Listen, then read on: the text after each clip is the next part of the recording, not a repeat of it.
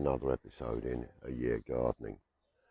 Well, we've just been through what is probably one of the driest spells I can ever remember. All the water butts are empty. A lot of the plants are very, very brown, and some of the things like lettuces have bolted through where it's been so dry and I've not been able to get water on them. We've got some nice fruit coming on the apple trees, so I'll share that with you later on. I'll show you the bits and pieces that I've done with the edge of the stream, which I was working on in the last episode around the Peace Garden. Got a nice little trip to a local allotment where I met a couple of people to find out what goes on behind the scenes in the allotment. I'm going to do a little bit of summer pruning on the peach tree because that's just growing a little bit too much now, and in general just a few little tidying up jobs, bits and pieces to do in the garden. Dig up the potatoes and I'll show you the results of the harvest there as well. So without further ado, welcome to August in A Year Gardening.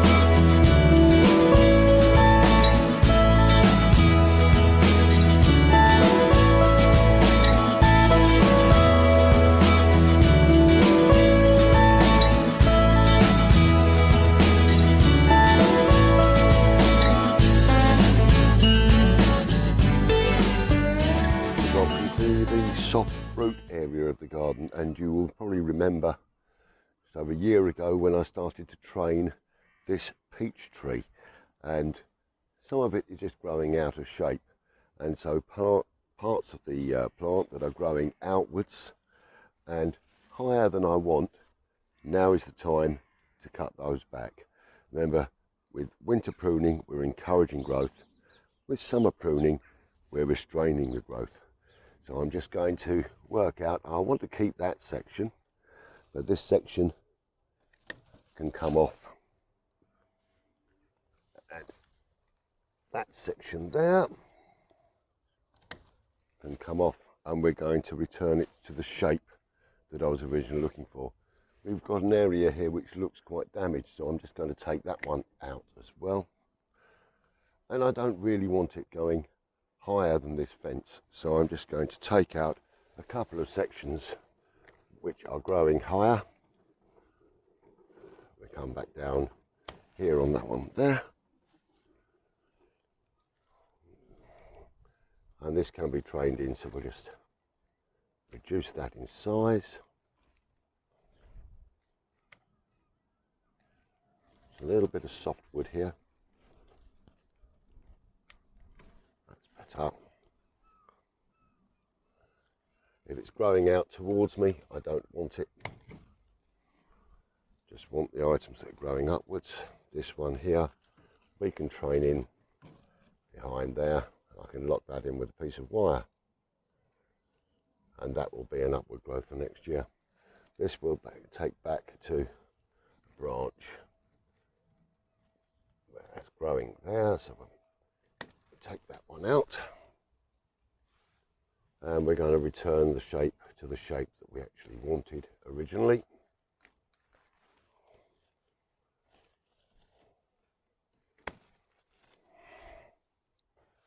And as you can see, the fan is now coming back. These ones that are growing forwards, we just don't want those.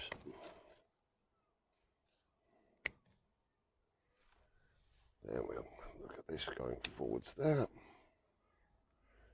and then we'll take these just down.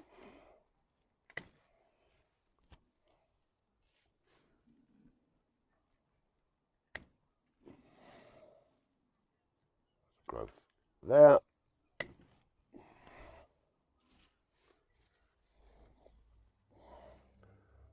Again, a little bit of either dead or diseased wood on here, which we're going to take out.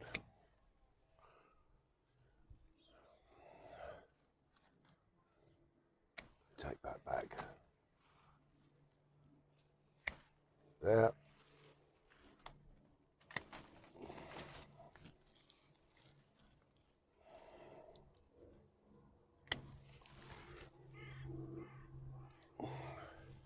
And we're actually getting the shape back that we originally wanted. And I'll just nip over the far side here. Again, a couple of pieces that we don't need growing forwards. Take this down. This one here doesn't appear to have any life to it, so we'll take that back to there. And this one here will just reduce in length before retraining, and then generally we've got the shape that we wanted of the fan. And then we'll leave that to grow the rest of the year. That opens up air to the plant and lets more light to the plant as well, so that'll encourage it to just keep going. In fact, I don't like this one up here either, too tall there, so we'll take this one back. It is growing forwards anyway, and then we take that one off of here. This central growth here, I can probably take that back right down. That's much better. Well, it gives us the shape that we actually need. Beautiful.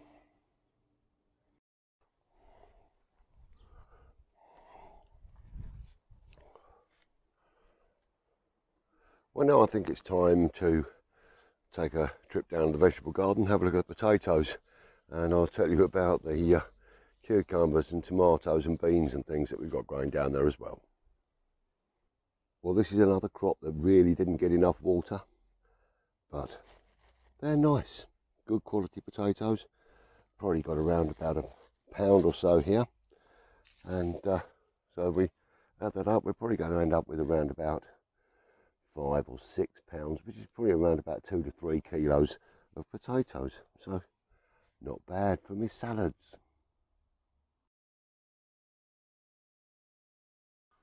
Well, I've now finished taking the potatoes up.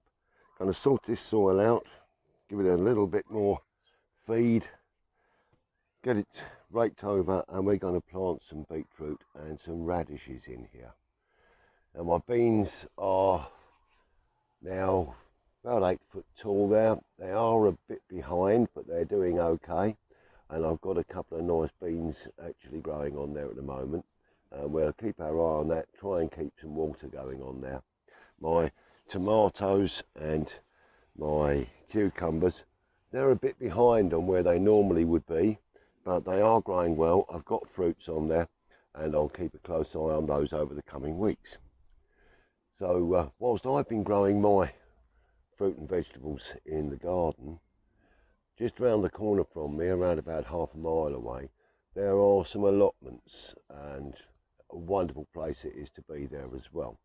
So I took some time the other day to go down and meet the manager of the allotments and ask him a couple of questions, and also meet some of the allotment holders. So I'll take you there now. Now, one of the great things about Britain is we have these areas called allotments. And I've come down to a local allotment today at Summerhill in Tunbridge to speak with a couple of the people here about why they work on allotments and what they grow and what benefits it gives them. So I'm going to just crack over and we're going to speak to a couple of those people now. So I'm now joined by Richard, who is the manager of this allotment, and what a fantastic site it is. We're going to talk to Grace in a minute, who's one of the allotment holders, but first of all we're going to speak to Richard about the challenges of running one of these wonderful allotments. So Richard, what do you find one of the hardest things about running a fantastic facility like this? Well, I think I can divide my duties into three areas. First, there is the straight administrative one, i.e. collection rents for the year. Every plot holder is sent a letter saying how much he or she has to pay, and then I will do any chasing up if they haven't paid, or if they want to give up, or they want more room. So there's the admin one. The second thing is the allotment. There are 7 allotment sites in Tunbridge, and it's all run by a committee called TAGA, Tunbridge Allotment and Gardens Association, and we run a seed and potato scheme. So everybody gets a seed manual from King's and potatoes, and again I distribute the manuals and then collect the orders, or they give them to me, and when the seeds arrive and the potatoes arrive, I then deliver them to the various plot holders. Amazing. The third area is making sure that people cultivate their plot properly. There are something like 140 people on the waiting list for allotments in Tunbridge, and quite frankly, if people don't cultivate their plots effectively, then it's my job to either chase them out to make sure they do, or terminate their contract at the end of the year and get some new people in. So that is not always a pleasant thing to do, but it's just things. This is the way life is. You know, with 140 odd people wanting allotments, if allotments aren't used to their full capacity, then they've got to go. Having said that, I have 1 or 2 plots where, due to personal circumstances, an injury or whatever, the plot is not cultivated, then, you know, you live with that. Well, you have to live alongside challenges, don't you? Absolutely. But what sort of pride do you get when you look around here and you see all these beautiful plants and flowers growing? You must have a sense of personal pride. Yeah, I mean, my background is as a food scientist, and therefore I just wonder at the synthetic capabilities of these plants to grow leaves, grow food. So yeah, there's that aspect to it.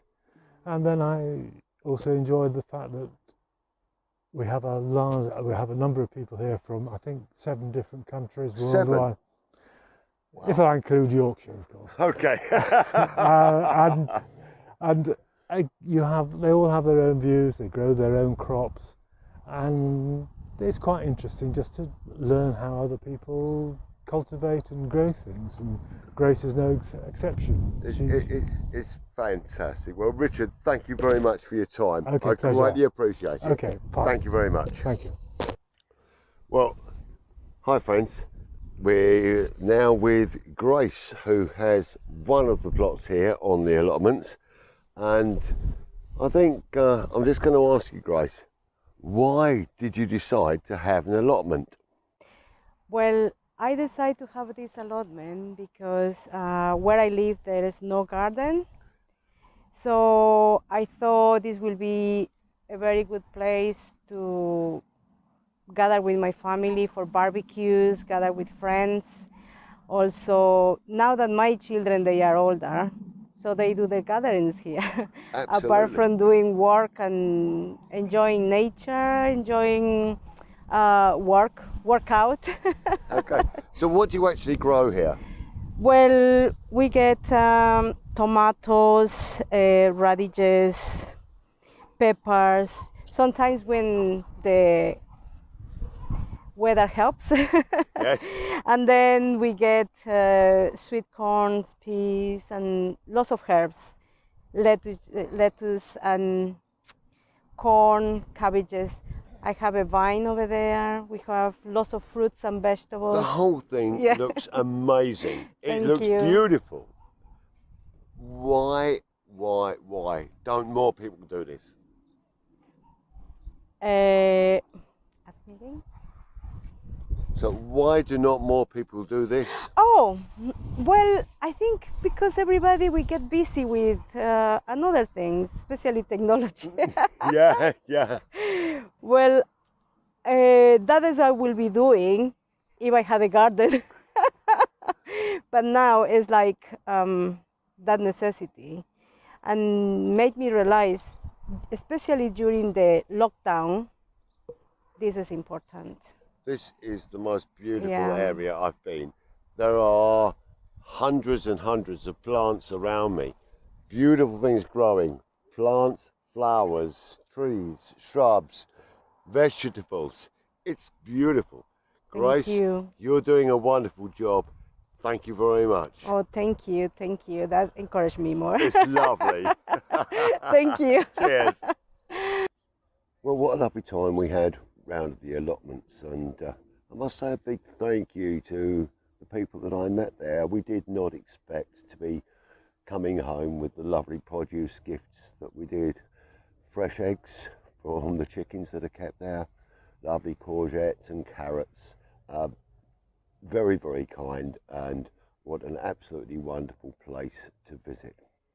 And now, having found out that there are 140 people waiting on the waiting list, I think I'll have to concentrate on growing my produce here, because I may not be around for the amount of time I would need to be on the waiting list to enjoy using an allotment like that. So now I'm going to give you a little bit of a video catch-up of the work that I've done on the stream area over at the Peace Garden, and some pictures of what's been going on down at the local pub in the new garden that we've been doing there.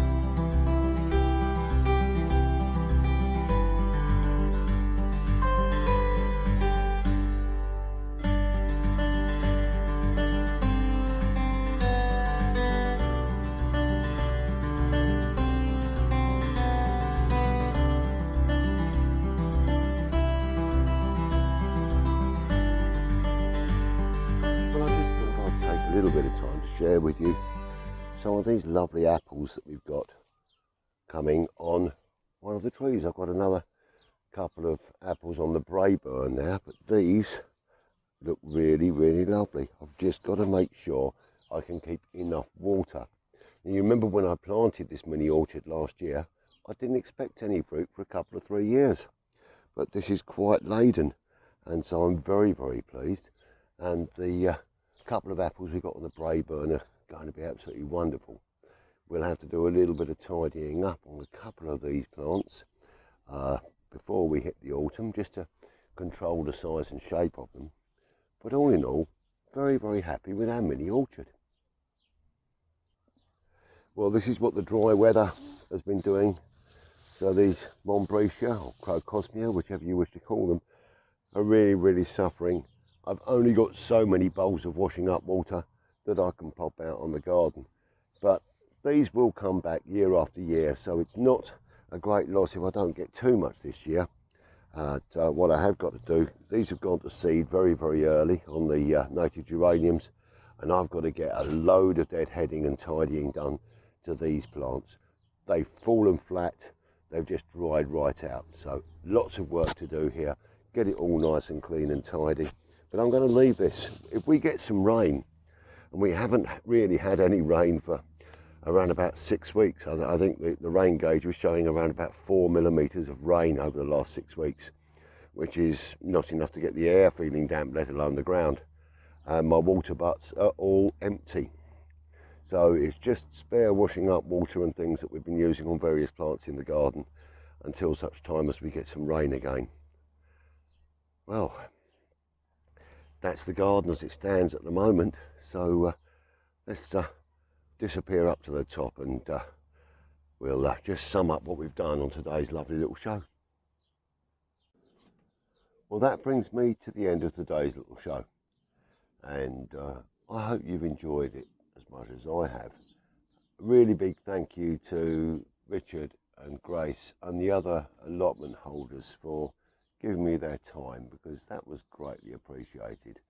And what a wonderful asset that little allotment round the corner is to our community.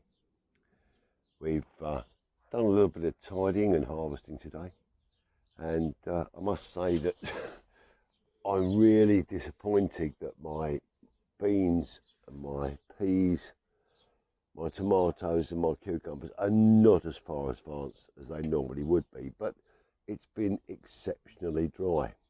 Now, in this last half an hour, we've had another millimetre of rain, and that's about all it was. It came down, really splattered, and then disappeared. We need more rain, we really do. My pots on the wall over here, my geraniums and fuchsias, they're very, very dry. My big pots down here, they're also dry.